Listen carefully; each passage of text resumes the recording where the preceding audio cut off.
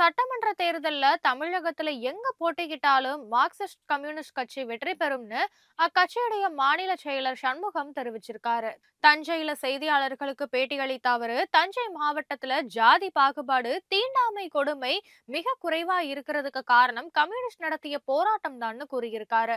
கடந்த 2005ல கம்யூனிஸ்ட் கட்சியுடைய முயற்சியால 100 நாள் வேலை உறுதி திட்டம் கொண்டு வரப்பட்டது.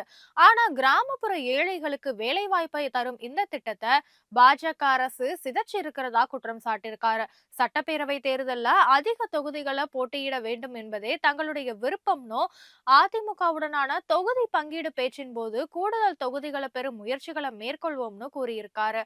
அனைத்து பகுதிகளிலையும் மார்க்சிஸ்ட் கம்யூனிஸ்ட் கட்சிக்கு செல்வாக்கு உள்ளதால தமிழகத்துல எங்க போட்டி போட்டாலும் எங்களுக்கு தான் வெற்றி உறுதின்னு சண்முகம் சொல்லியிருக்காரு. மழையால பாதித்த நெற்பயிர்களுக்கான இழப்பீடு தொகையை உரிய காலத்துல தமிழக அரசு வழங்கணும்னு வற்புறுத்திய சண்முகம், கேரள அரசு அறிவித்தது போல மத்திய அரசு கொண்டு வந்துள்ள 4 தொழிலாளர் சட்டங்களை தமிழகத்துல நடைமுறைப்படுத்த மாட்டோம்னு தமிழக அரசு அறிவிக்க வேண்டும்னு வலியுறுத்தி இருக்காரு.